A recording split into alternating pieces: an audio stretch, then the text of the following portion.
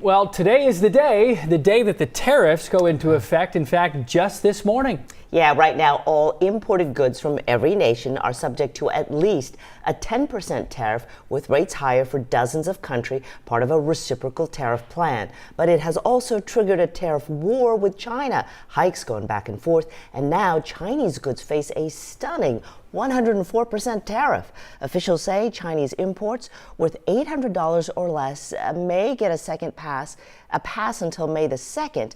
The Peterson Institute for International Economics says duties on Chinese goods before the boost averaged roughly 21%.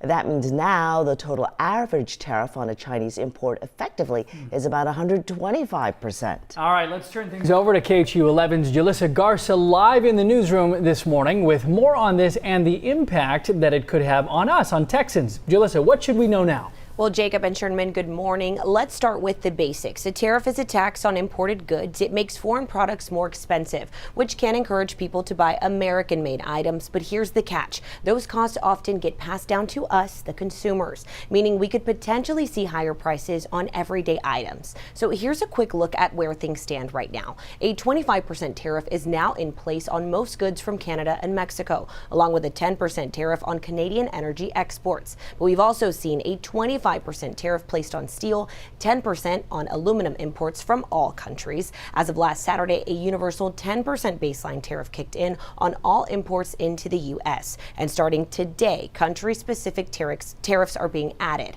China now faces a 104% tariff on its exports to the U.S. Other major players like the European Union, Japan, South Korea also face tariffs ranging from 17% to 25%, depending on their trade surplus. Now, all of this could have big implications here in Texas, especially in industries like oil, manufacturing, and agriculture.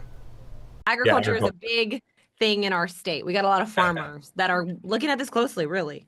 Yeah, no, it's huge. I mean, farming is such a huge component of the Texas economy. And if it's the case that these tariffs put a pinch on the ability for those farmers to deliver their goods, then it could create a real crimple in the Texas miracle, which has really set Texas apart financially and economically from other places during economic downturns.